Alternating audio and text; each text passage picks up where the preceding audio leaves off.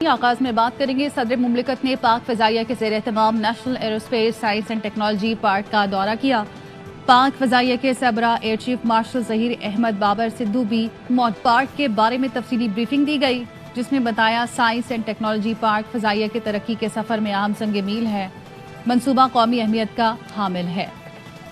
जी बिल्कुल, सदर मुमलिकत आसिफ अली ज़रदारी ने पाक फ़ज़ाइया के ज़ेर एहतमाम national aerospace science and technology park का दौरा किया है, जहां पाक फ़ज़ाइया के सरबराह air chief marshal Zaheer Ahmad Babar Sidhu ने इस मौके पर मौजूद थे। दौरे के दौरान सदर मुमलिकत को पार्क के बारे में तफसीली ब्रीफिंग दी गई।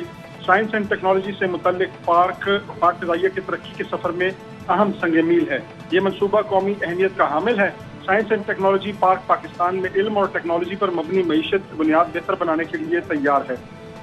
इस मौके पर सदर मुमलिकत ने national aerospace science and technology park में जदीद तरीन तकनीकी माहौलियाती निज़ाम की तारीफ की।